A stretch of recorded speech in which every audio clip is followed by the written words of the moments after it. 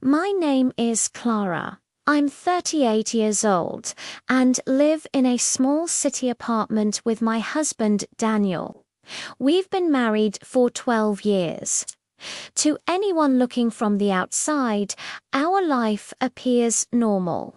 We both have jobs, we pay our bills on time, and most evenings we share dinner at the same table.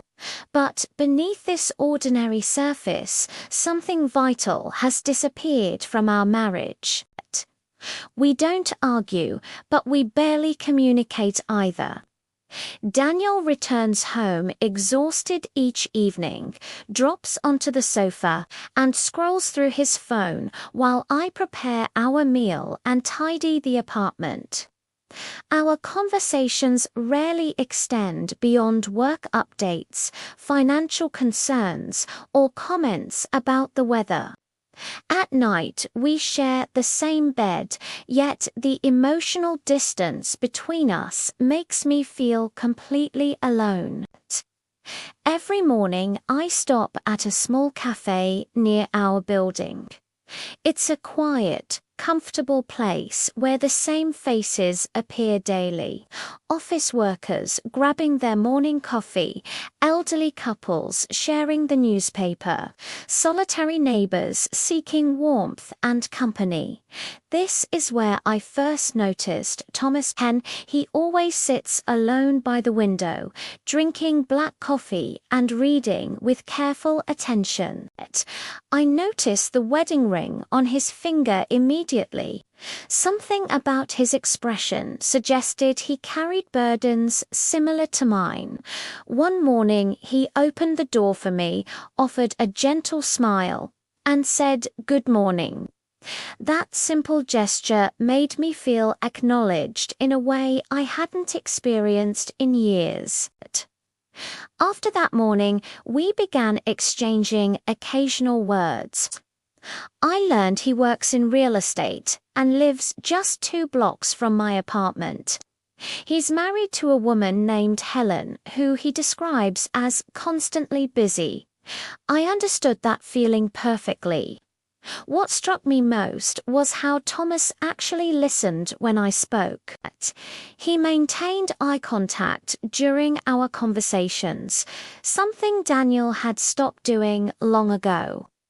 This realization frightened me more than I wanted to admit. Then Daniel forgot my birthday. I know he didn't intend to hurt me.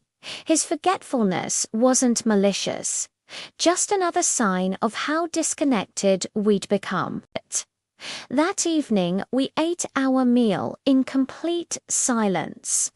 I excused myself early and went to bed while Daniel remained in the living room.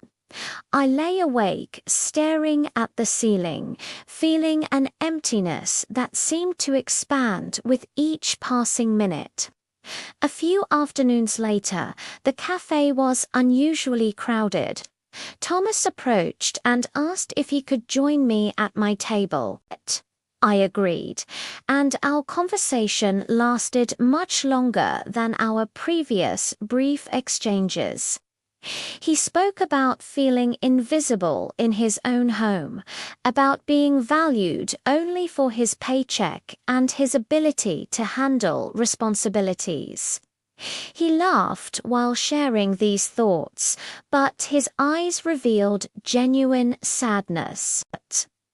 Something shifted inside me during that conversation. A door I'd kept firmly locked for years suddenly cracked open, and I couldn't force it closed again. After that day, I found myself anticipating our cafe meetings. I arrived earlier each morning and lingered longer over my coffee. On days when Thomas didn't appear, everything felt colorless and flat. I hated myself for developing these feelings. for allowing another man's presence to affect my emotional state so profoundly. One evening, I worked late and returned home to find Daniel already asleep. Standing alone in our kitchen, I desperately wanted to wake him and explain everything. I wanted to tell him about the growing distance between us, about the suffocating silence, about how profoundly lonely I felt even when we were together. But the words remained trapped inside me, too heavy and complicated to release. The following morning, Thomas was waiting outside the cafe. He looked anxious and uncomfortable. He told me directly that he couldn't continue sitting with me. He said our meetings were becoming dangerous territory. I understood his reasoning, but his words still wounded me deeply. Days stretched into weeks. We still saw each other occasionally, but we no longer spoke. At home, Daniel finally sensed something had changed. He asked if I was unhappy. I answered with a single word that felt like the first honest thing I'd said in months. Yes. Daniel made genuine efforts after that conversation.